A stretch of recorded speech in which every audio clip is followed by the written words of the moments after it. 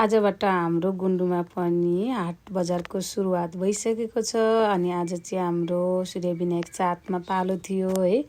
अनि यसरी हाट बजारमा हेर्नु न, सबै चिज आफ्नो गाउँघरको अर्ग्यानिक चिजहरू राख्नुभएको। अनि हामीले पनि किन्यौँ। अनि निकै बेर हामीहरू पनि घुम्यौँ है। अनि आफ्नो यहाँ हेर्नु त कस्तो राम्रो राम्रो के आफ्नै हातले बुन्नुभएको राख्नुभएको रहेछ, त्यो पनि हामीले लियौँ। यता सागहरू थियो, अनि सागहरू पनि किन्यौँ।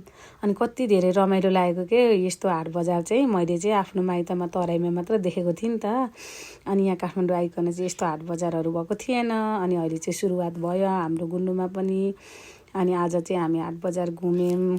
सबै स्थानीय सामानहरू थियो क्या, सबैले आफैले बनाउनु भएको सामानहरू थियो। अनि विशेष गरी चाहिँ नेवारी कल्चरको है खानेकुरा ड्रेसहरू पनि थियो क्या यहाँ। अनि ब्यागहरू पनि कति राम्रो थियो।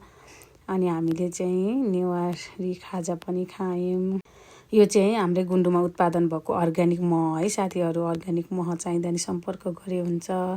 अनि यता सानछोरीलाई क्लिपहरू पनि किनिदिउँ। अनि कस्तो रमाइलो लागेको के यो पहिलोचोटि भएर होला, मलाई चाहिँ एकदमै रमाइलो लाग्यो। यसरी आफ्नो अर्ग्यानिक सामानहरू बेच्नु भएको छ सबैले। अनि यहाँ लोकल काँक्रा थियो, लास्टमा काँक्रा किन्यौँ अनि घर फर्क्यौँ हामी चाहिँ।